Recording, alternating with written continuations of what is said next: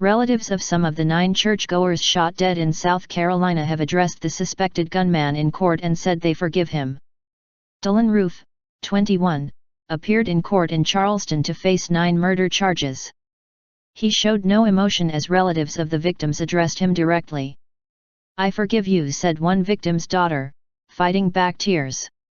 Police are treating the killings at the African American church on Wednesday night as a hate crime. And the Justice Department says it is investigating whether it might have been an act of domestic terrorism. It said in a statement, "The shooting was designed to strike fear and terror into this community, and the department was considering all possibilities." In court in Charleston on Friday afternoon, the 21-year-old Mr. Roof spoke to confirm his name, age, and address and said he was unemployed. Then relatives were invited by the judge to come forward and speak. A woman who identified herself as the daughter of Ethel Lance said, "You took something very precious from me. I will never talk to her ever again. I will never be able to hold her again, but I forgive you. And may God have mercy on your soul."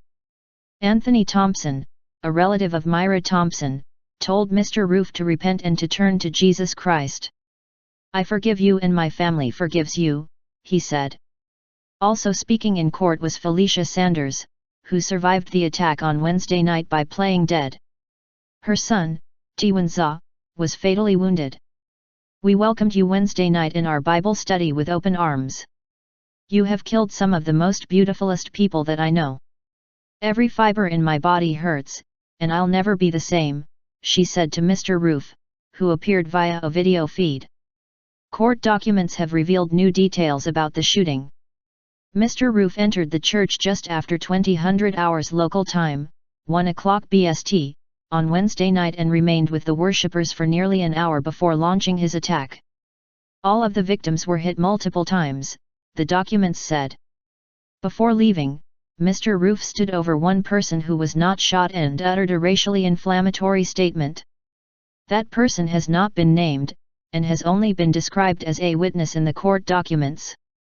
The judge set Mr. Roof's bond at $1 million, £630,000, for the weapons possession charge but could not place a bond on the murder charges due to a legal technicality. Mr. Roof will now remain in jail, at least until a high court sets the bond for the murder charges. This was Mr. Roof's first court appearance in South Carolina since the shooting. He is accused of opening fire on a Bible study group, killing 9 people. The state's governor has called for him to face the death penalty.